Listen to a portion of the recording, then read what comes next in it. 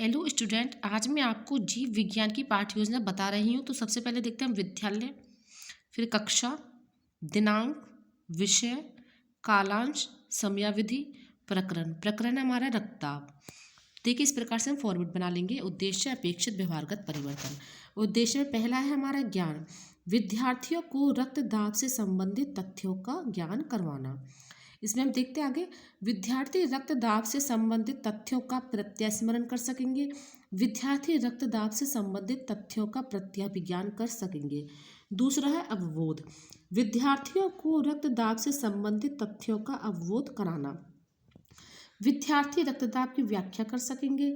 विद्यार्थी रक्तदाब को स्पष्ट कर सकेंगे। तीसरा है ज्ञान उपयोग, विद्यार्थियों में रक्तदाब से संबंधित ज्ञान को दैनिक जीवन में उपयोग की क्षमता का विकास करवाना।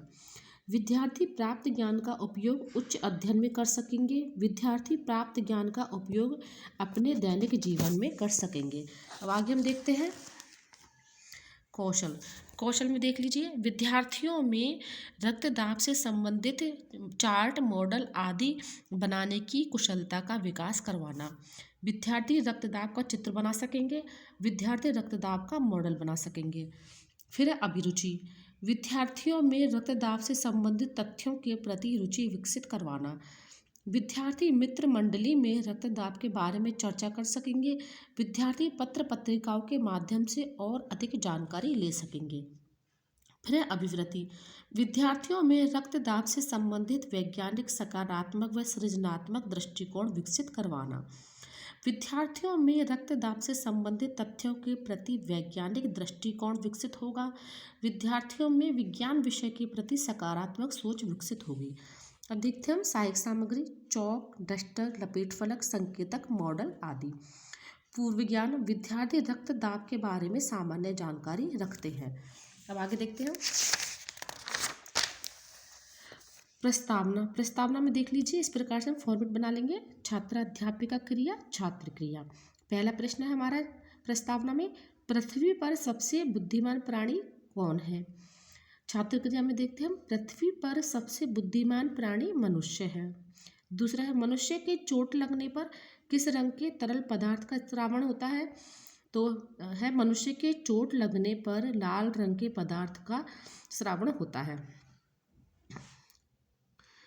फिर है, लाल रंग का तरल संयोजी पदार्थ क्या कहलाता है। लाल रंग का तरल संयोजी पदार्थ रक्त कहलाता है। तीसरा है, रक्त द्वारा वाहिनियों की दीवारों पर डाला गया दबाव क्या कहलाता है। रक्त द्वारा वाहिनियों की दीवारों पर डाला गया दबाव रक्त दाब कहलाता है। रक्त दाब के बारे में आप क्या जानते हैं, ये हो जाएगा समस्यात्मक। उद्देश्य कथन, आज हम रक्त दाब के बारे में विस्तार पूर्वक अध्ययन करेंगे।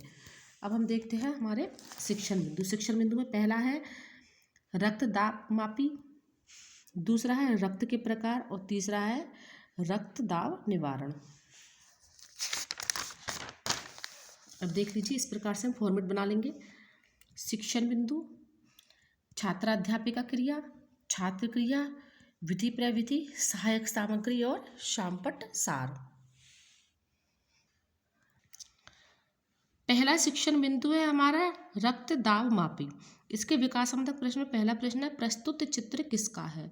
तो प्रस्तुत चित्र रक्तदाब मापी का है। विधि प्रविधि में हो जाएगा प्रश्नोत्तर विधि। अब देख लीजिए आप चित्र, इस प्रकार से रक्तदाब मापी का हमको चित्र बना लेना है। दूसरा प्रश्न हमारा, रक्तदाब मापी का क्या काम आता है। तो ये रक्तदाब मापने के काम आता है। तीसरा प्रश्न है हमारा, रक्तदाब मापी का अन्य नाम बताइए। तो रक्तदाब मापी का अन्य नाम है स्फिग्नोमैनोमीटर। चौथा है, रक्तदाब मापी के बारे में आप क्या जानते हैं, ये हो जाएगा हमारा संभावित। फिर देखिए छात्र अध्यापिका कथन में, रक्त वाहिनियों में बहते रक्त द्वारा वाहिनियों के दीवारों पर डाले गए दाब को रक्तचाप कहते हैं। 1733 में स्टीफन हेल्स ने पहली बार रक्तदाब घोड़ों में मापा। विद्यार्थी ध्यान पूर्वक सुनेंगे। व्याख्यान विधि, अब देख लीजिए शामपट सार।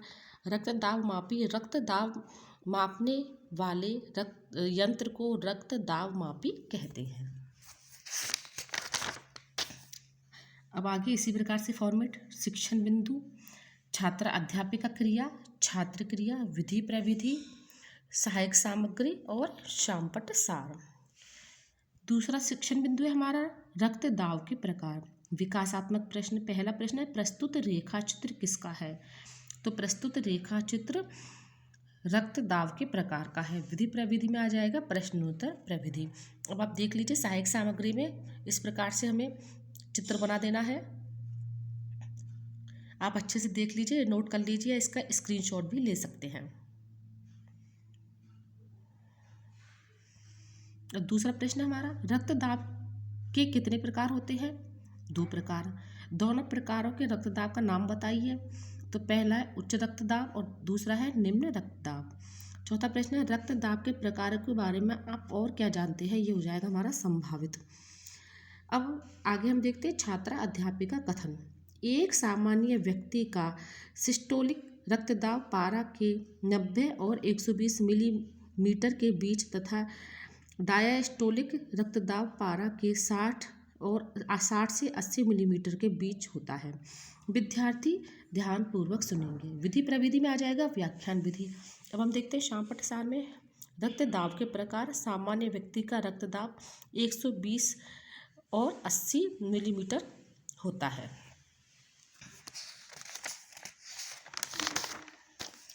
अब तीसरा शिक्षण बिंदु इसी प्रकार से फॉर्मेट बनेगा। शिक्षण बिंदु छात्रा अध्यापिका क्रिया, छात्र क्रिया, विधि प्रविधि, सहायक सामग्री और शामपट सार।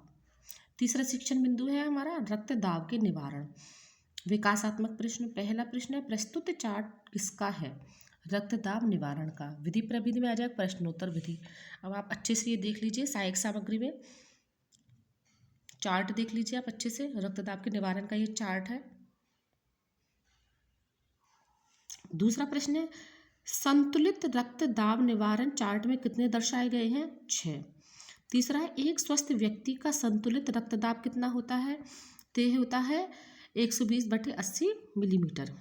चौथा है संतुलित रक्तदाब निवारण के बारे में आप क्या जानते हैं? ये हो जाएगा संभावित।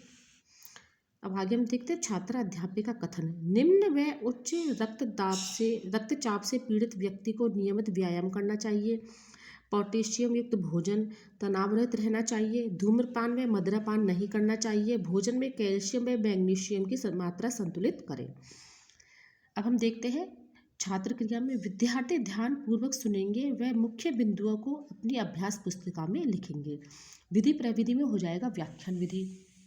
शामपट सार में देख लीजिए रक्तदाब निवारण, इसमें सुबह जल्दी उठना, व्यायाम करना, नशे से बचना और धूम्रपान न करना। अब हम देखते हैं मूल्यांकन प्रश्न। निम्नलिखित प्रश्नों में उचित विकल्प का चयन कीजिए।